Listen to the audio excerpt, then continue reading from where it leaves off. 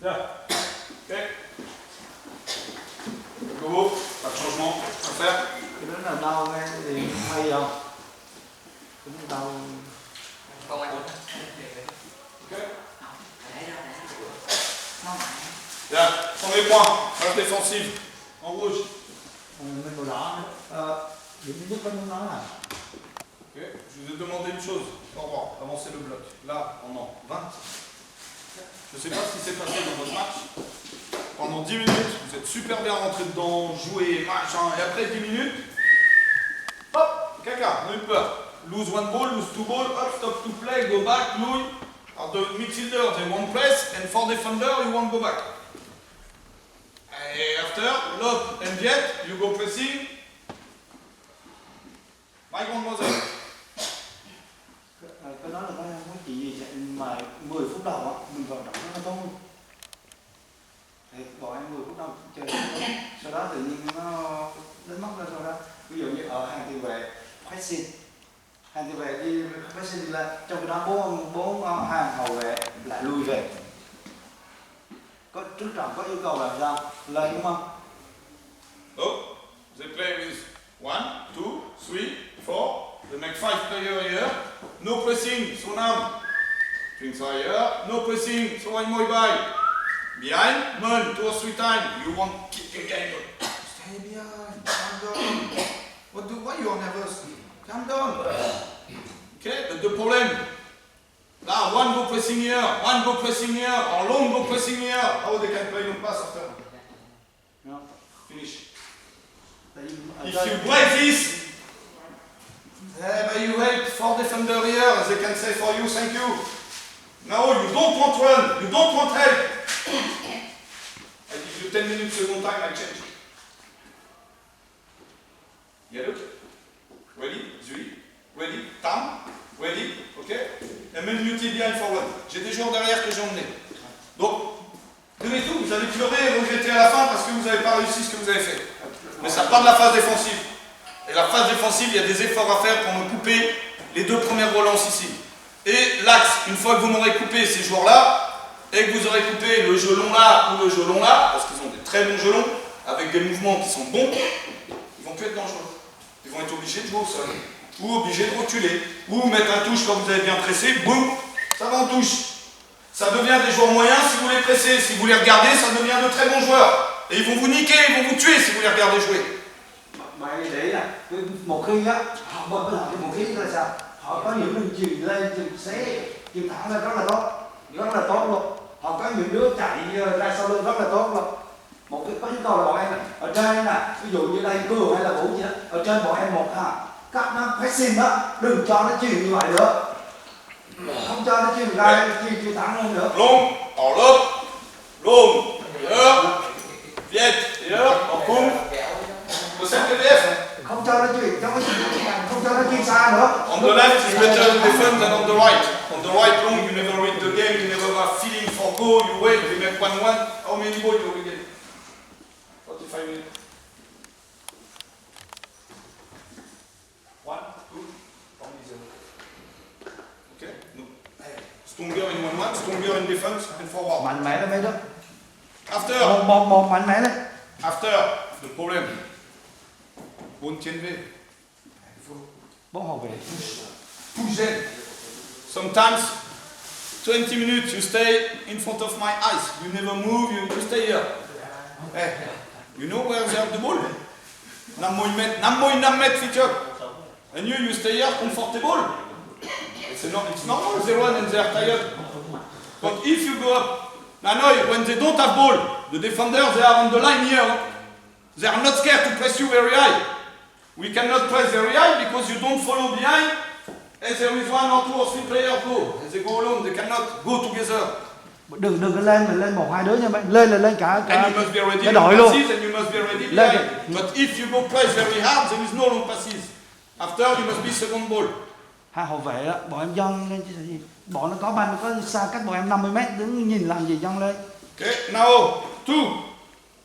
I ask you to block very low in your con. We have 20 minutes, we play here. They press very high. The midfield is here. We are in 1-1, look. We are in 1-1, yet. I never see one passes, regain, strong, diagonal, behind, go. You want to play again? I play, I have no problem. But now you can give the ball. You can give the goal and the ball, because the first pass is not vertical, 2-3 pass lateral, first pass vertical, twin V, diagonal, 0. You won't play. No, play. What kind of pass? Which playing you must do? Bọn em phải biết It's not 10 passes, in 10 passes, moins ça, maintenant, one point. Mình chơi chuyên để làm gì? 1-2 passes here, bring, forward, attack. Chuyên 1, 2, 3 đập thẳng lên, nhả thẳng lên. They press strong on the side, no high bar, big, up, change. 1, 2, 3 đổi. You are good, but you play, you play for football. There is no target in your game. You build on the left, finish on the right. You build inside, finish on the side. There is space behind, attack the line. I said 15 minutes, you know what to do? Midfielder, support player, midfielder. Okay, good. We can keep. But where we lose the ball after? Mấy đứa chuyên đạo chơi. You play 30 minutes here, we lose the ball here. You never lose the ball behind. You never finish in the box. We start to build here, we finish in the box here. We start to build, we finish in the box 20 minutes. Intelligent. You play at 4 defender. You are on the line of time and men. 2 against 1. With Eli, Badelmont. They play with one attackant. Ở dưới nó có một chuyên đạo à. Mở ra. Open. NBI, Sang-Yung, Badelmont. Nó một chuyên đạo dưới bọn em mở ra thành 3-1 rồi. Okay? There's just one attackant here. 3. One and go, come back, turn, and go. 1, 2 times, 3 times, 4 times, stop. And after you can go inside. Chuyền nó theo khoảng 3-4 lần đấy nó hết nổi à. Ở dưới đó, 2 đứa trung vệ. One lock, make 1 or 2 times with a long. Qui va plus vite? Où va plus Lọc lúc mà bọn em 1-1 ở trên kia, cả đứa là nhanh hơn. vite? Moi bye. 2-3 times you run faster? Em nhanh hơn đúng không? 1-1. Jouez-moi dans les espaces et mettez-moi ces putains de passes. The problem in your pass, there is 2 or 3 times you try, the pass is not behind. Don't be scared. Fight the ball. Lâchez le ballon. Ra phía sau luôn đỡ sợ tìm mấy cái. It's better if the ball finish in the head of goalkeeper than better of the head of your friend and maybe people attack and the ball go behind and we finish in the goal. Ra sau lưng. Behind. Ra sau lưng thằng mấy trung vệ á, nó khổ hơn là ở trước mặt nó. Okay. After keep the first 10 minutes. Keep the last 10 minutes. Sometimes there is space for play. But the problem when there is one player receive the ball, you don't see before, you won't make 2 touch, 3 touch, boom, you lose ball. When you know before, 1, 2 touch, like triangles, they cannot catch the ball. And now you are better. But the problem, you must be near and play faster. Faster! High jump, low jump, bam, bam, bam, bam, diagonal. Low jump, high jump, bam, bam, boom, vertical behind. Chơi nhanh hơn. Chơi nhanh The một black chạm, team 2 chạm. of them, when they are very, very high, we have space behind and we have speed. Bọn nó chơi nhanh, bọn nó chơi cao lắm. Ở phía sau lưng có nhiều khoảng trống lắm, mình có And the nhiều khoảng. problem when Mấy you đứa nó make chơi tốc độ mà. here, it's a pass on the head of the head. It's a pass for the head. It's not the pass 20 meters behind the defender. Dạ. Chuyền ra sau 20 mấy sau lưng thằng mấy hậu vệ nó tạo vệ nó chân cao lắm. Mấy trung vệ chân cao lắm, chuyền ra sau lưng. Bên mình mấy thằng nó tốc độ nó chạy ra sau nhanh hơn mà. Okay, Hoffman, here, our time, if they press very, very high, and we are slow, we regain the ball here. Ping, diagonal. 1, lob for Viet, support for play short, come, and 1, open, Sonam, et hop là, et diagonal behind, and go on the goal. Thắng. Đấy, ví dụ như bọn nó ấy, có When chuyền chéo the được same, chuyền chéo. Đúng you rồi. make pass, Ra sau lưng luôn. do not make pass for play, strong behind and in the space. The ball must touch any head, must go behind and on. Chuyền đừng có để thằng nào mà đón đầu được hết, chuyền ra sau lưng nó luôn. Thắng, chuyền ra sau lưng hàng hậu vệ luôn. Okay, stay up. Không để thằng nào đánh đầu được nào. Mop, stay up, high, over 5, high, Balan, Clark, and Namlan. Bing, go inside. Yeah, defense when he comes, defense inside, push him outside. Hậu vệ phải của nó đó. Over is the same. Long, how many passes you have time for? Boom! Behind nine. And you are at 1 meter. Jump. Kick him, jump. Chạy. Allez, let's go! Forward, get the pass and forward. Tấn công mới được. Bye. Salam, get this pass, fresh. Mình sẽ đá hai người này là có mà. Người chậm rồi. Cũng là tôi nên cứ tăng vào. Tôi là quyết tâm là. I said you must finish this game. Die. Your head must die. Your legs, everything, die. You cannot walk this evening. If you don't do more, you will regret something. You will regret. Run, fight, everything. Hoi. Tay đôi. Chạy hết mình luôn. Rồi, hấp chơi. Thôi đi.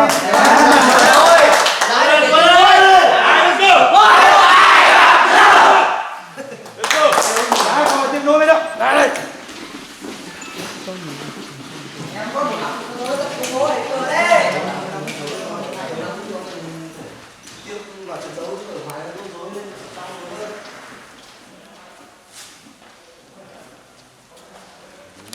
Cả hai cùng với đích.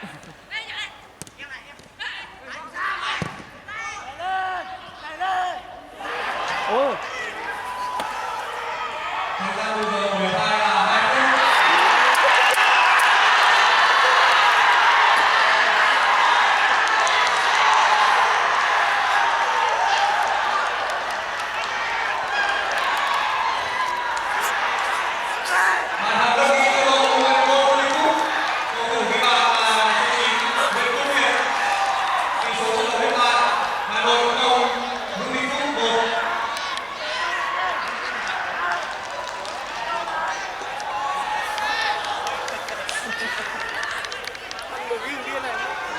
Nhầm phong thủy rồi. Nhầm luôn rồi. Phong thủy rồi. Em đã nói rồi. Em nói rồi. Chứ là phải anh tí nữa. Anh không tin em chọn luôn làm cái gì. Không luôn đâu. Em cảm giác có điểm lắm đó. Địt mấy phút. Em bảo đặt chọn này đường lắm. Tôi vào trong họp báo hết mẹ luôn. Dạ rồi. Phạm Tuyên, chốt hiệu đã cho bốn quốc gia. Bên kia thì công bố với lực lượng hai trận thắng trận thua. Tỷ số ở bài 6/5 được 6 điểm. Thua bố ở Việt Nam đã đánh 4 số hẹn số 4-3, thua Hà Nội số 1-2 và thắng các đội số 1-0. Còn Bắc Tối thua bố ở Việt Nam đã thua số 1-0.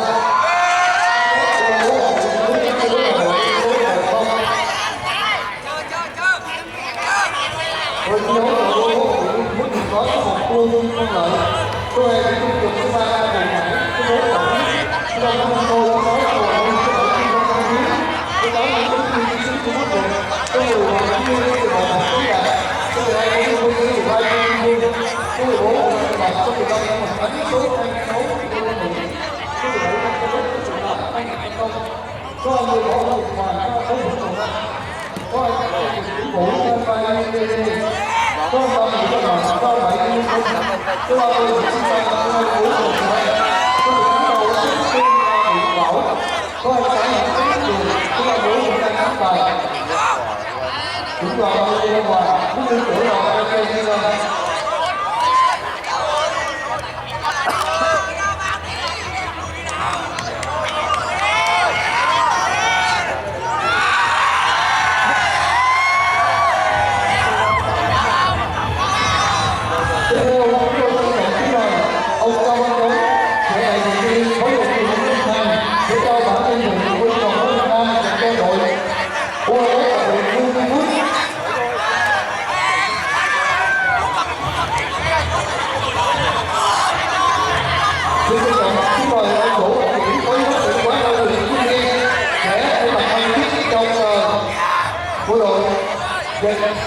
Của ban quyết định cho đội bóng của Hồ Nguyên Quốc. Và tiếp tục cái mời nói của công thế. Anh ơi. Của đội bóng thì tập đoàn